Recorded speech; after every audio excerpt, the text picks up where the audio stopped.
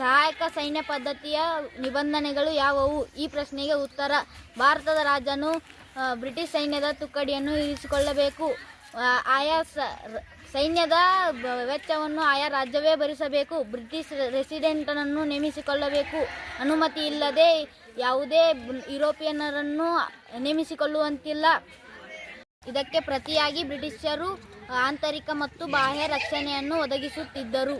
ಮೂರನೇ ಆಂಗ್ಲೋ ಮರಾಠ ಯುದ್ಧದ ಪರಿಣಾಮಗಳು. ಈ ಪ್ರಶ್ನೆಗೆ ಉತ್ತರ. ಮರಾಠ ಮನೆತನಗಳು ಕೊರೆಗಾಂವ್ ಮತ್ತು ಅಷ್ಟಿ ಯುದ್ಧಗಳಲ್ಲಿ ಸೋತವು. ಬಾಜಿರಾಯನಿಗೆ ವಿಶ್ರಾಂತಿ ವೇತನ ನೀಡಿದರು. ಬ್ರಿಟಿಷರು ಪೇಶ್ವೆ ಪದವಿಯನ್ನು ರದ್ದುಗೊಳಿಸಿದರು. ಪ್ರತಾಪ್ ಸಿಂಹನು ಸತಾರದ ರಾಜನಾದನು. ಅಸ್ಪೃಶ್ಯತಾ ಆಚರಣೆಯ ನಿವಾರಣೆ ಕ್ರಮಗಳು.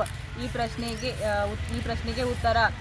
ಸಂವಿಧಾನದ 17ನೇ ವಿಧಿಯಂತೆ ಅಸ್ಪೃಶ್ಯತೆಯ ವಿರೋಧ 1955ರ ಅಸ್ಪೃಶ್ಯತೆ ಅಪರಾಧಗಳ ಕಾಯ್ದೆ, 1976ರ ನಾಗರಿಕ ಹಕ್ಕುಗಳ ಸಂರಕ್ಷಣಾ ಕಾಯ್ದೆ, ಸಾರ್ವತ್ರಿಕ ಮತದಾನದ ಹಕ್ಕು, ಶೈಕ್ಷಣಿಕ ಮೀಸಲಾತಿ, ಸಮಾನತೆಯ ಹಕ್ಕು, ಉದ್ಯೋಗಗಳಲ್ಲಿ ಮೀಸಲಾತಿ.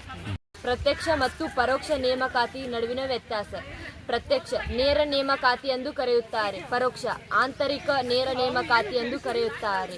ಸ್ಪರ್ಧಾತ್ಮಕ ಪರೀಕ್ಷೆಗಳ ಮೂಲಕ ಆಯ್ಕೆ ಮಾಡುತ್ತಾರೆ.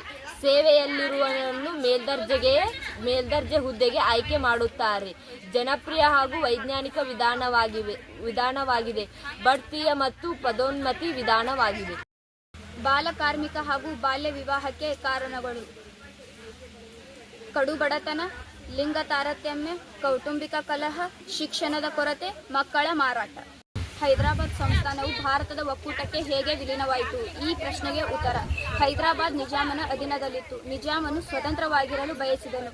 ನಿಜಾಮನ ವಿರುದ್ಧ ರೈತರು ಸಶಸ್ತ್ರ ಬಂಡಾಯ ನಡೆಸಿದರು. ನಿಜಾಮ ಹಾಗೂ ರಜಾಕಾರರ ನಡುವೆ ತೀವ್ರ ಪ್ರತಿರೋಧ. ಹೈದರಾಬಾದ್ ಸಂಸ್ಥಾನವು ಭಾರತದ ಸಂಸ್ಥಾನಕ್ಕೆ ವಿಲೀನ. ಜುನಾಗಢ್ ಸಂಸ್ಥಾನ ಭಾರತ ಒಕ್ಕೂಟಕ್ಕೆ ಹೇಗೆ ಸೇರಿತು? ಈ ಪ್ರಶ್ನೆಗೆ ಉತ್ತರ.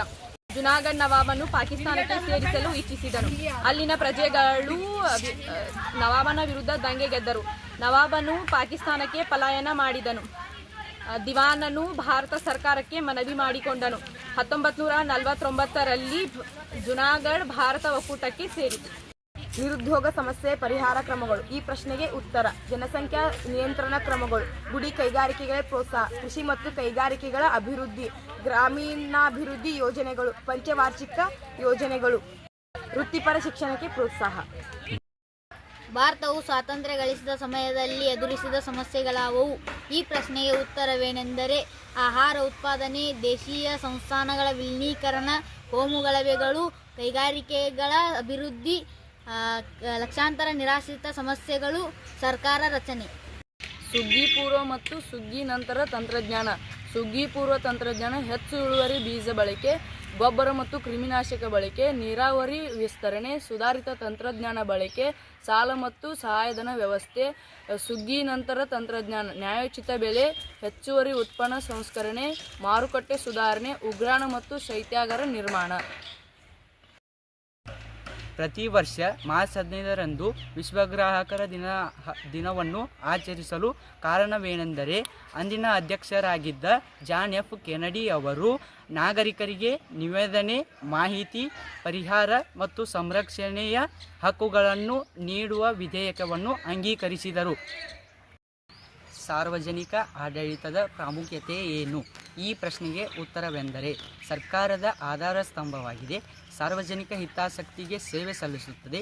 ಕಾನೂನು ಮತ್ತು ನೀತಿಗಳನ್ನು ಅನುಷ್ಠಾನಗೊಳಿಸುತ್ತದೆ. ಸಾಮಾಜಿಕ ಭದ್ರತೆಯನ್ನು ದೃಢಪಡಿಸುತ್ತದೆ. ಶಾಸಕಾಂಗ ಮತ್ತು ಕಾರ್ಯಾಂಗಕ್ಕೆ ಸಹಾಯವನ್ನು ಮಾಡುತ್ತದೆ. ದತ್ತು ಮಕ್ಕಳಿಗೆ ಹಕ್ಕಿಲ್ಲ ಎಂಬ ನೀತಿಯಿಂದ ಬ್ರಿಟಿಷರ ವಶವಾದ ಸಂಸ್ಥಾನಗಳವು? ಈ ಪ್ರಶ್ನೆಗೆ ಉತ್ತರ. ಸಾತಾರ, ಜೈಪುರ, ಸಂಬಲಪುರ, ಉದಯಪುರ, ಝಾನ್ಸಿ, ನಾಗಪುರ ಮುಂತಾದ ರಾಜ್ಯಗಳು ಬ್ರಿಟಿಷರ ವಶವಾದವು. ಗ್ರಾಹಕ ಹಕ್ಕುಗಳು. ಮಾಹಿತಿ ಪಡೆಯುವ ಹಕ್ಕು, ವಸ್ತುಗಳ ಬಗ್ಗೆ ಆಲಿಸುವ ಹಕ್ಕು, ವಸ್ತುಗಳ ಆಯ್ಕೆಯ ಹಕ್ಕು, ಶೋಷಣೆ ವಿರುದ್ಧ ಪರಿಹಾರ ಹೇಳುವ ಹಕ್ಕು, ಗ್ರಾಹಕ ಶಿಕ್ಷಣ ಹಕ್ಕು.